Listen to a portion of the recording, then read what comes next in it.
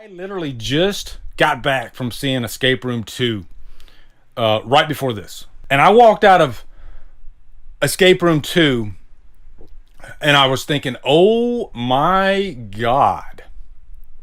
Like, there's bad movies and then there's Escape Room 2. Pure, unadulterated, dyed in the wool, piece of shit. Let's review Escape Room 2.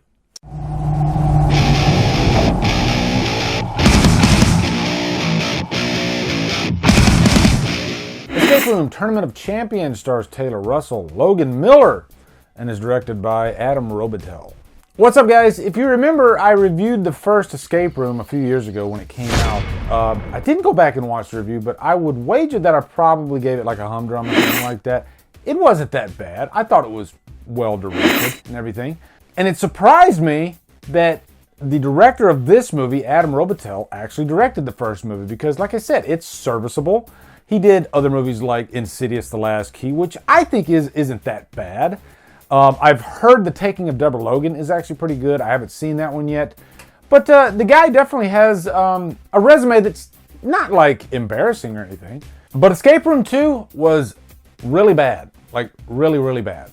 And I wanted pretty much just more of the same from the first movie. I just wanted to go have some fun, popcorn, I guess action horror. I guess you would classify this as action horror because this isn't really a horror movie at all, okay? It's just not. It's more of, like, I feel like this series wants to be the next Final Destination, but Final Destination is known for just the great gnarly kills, and this just doesn't have great kills at all, honestly.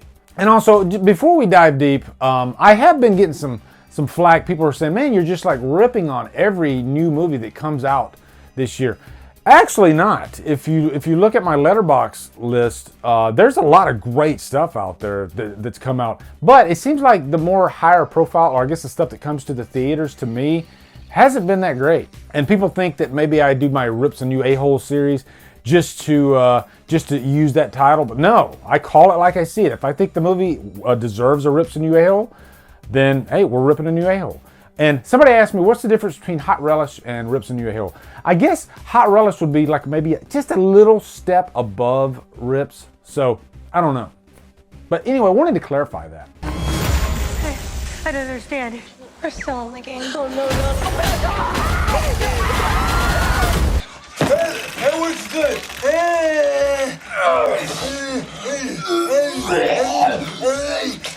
So anyway, jumping into the plot for this movie, one good thing I do like about this is that it really picks up right where the last one left off. It reaches back to the first one in quite a few scenes throughout. This will be a spoiler-free review, but I do like how they kind of reach back to certain characters that you might not expect them to reach back and have them kind of play a key part in this movie. And ultimately, I thought reaching back to these certain characters was kind of a waste. Like, it was all for naught, in my opinion. But this movie, it just feels like it's in such a hurry throughout everything. And I know these are supposed to be like frantic escape rooms, and they're just hopping from room to room to room to room.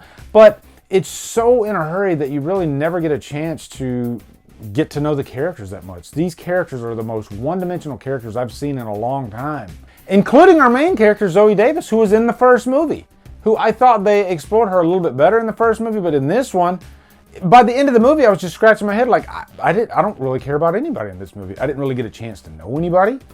The escape rooms, honestly, felt pretty damn fake.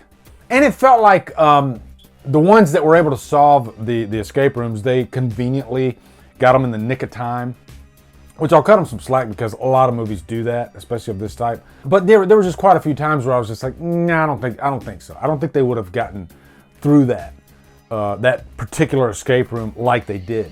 And don't get me wrong, there are people that die or supposedly die in these rooms. But another con is that predictability. There were quite a few times in this movie where, like for instance, there'd be one character that died, and I was like, that character's going to come back. I just know it. I just know that character's going to come back. And what happens? That character came back. It's almost like they're showing their cards. You know, these are my aces and kings and queens, which are pretty much your main type character. So if I kill this character, I'm not going to really kill this character. This character's going to come right back. And that's what it felt like with this movie. And also, when you're doing, I guess, a horror movie, which is what this is supposed to be, you want to build that element of danger. I literally just talked about this on one of my last streams that I did.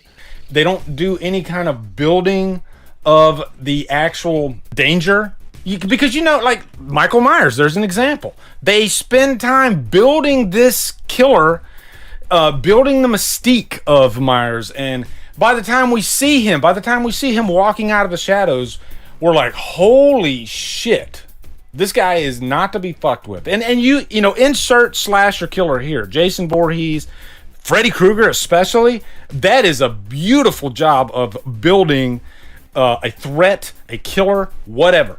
But I don't care what that danger is. It could be a person, or it could be you know, a thing like death in the Final Destination series. Well, in this, it's the escape rooms. And I guess the big organization that's over this whole thing, which that's another area that feels like just complete bullshit. You got to give me an element of realism there that, you know, I can buy that this is happening, and I just don't buy it. I just don't buy it. You know, this big corporation having that much power, but then not building this element of danger, and in this case, it's escape rooms. And I want to feel like that's the scariest imaginable thing that I could ever see myself put in. And the escape rooms in this movie, they just didn't feel real. You know, a lot of it felt like it was kind of put together in a computer. And look, today, of course, we use CGI all the time, but you got to make it feel real. You got to make it feel believable. And none of that in here. Doesn't help, again, that we have paper-thin characters throughout the whole thing. And that one character that they brought back from the first movie, who is a pretty recognizable actor. That's all I'm going to say. I don't want to spoil it or anything for you guys. But this actor, I guarantee you, they probably had their check in their back pocket as they were doing the scene, and they probably had a doctor's appointment that afternoon, so they wanted to get through this thing as quick as possible. You know what I mean? I just didn't feel like their heart and soul was into this part, even though they came back. So definitely giving this movie a 2 hours lost. And it almost got a looped in hell, but I rarely ever give any movies a looped in hell. But yeah, I'll give it a 2 hours lost for sure. So let me know in the comments your thoughts on Escape Room 2. Looking forward to hearing them. Also, be sure to come over to Killer Flicks, where we talk horror all day and every day, and on Fridays, we do free for all Fridays. Follow my Drumdums on all my socials. Support me on Patreon. Buy me a coffee. Anyway, guys, thank you so much for watching. Have a good day. And Drumdum out.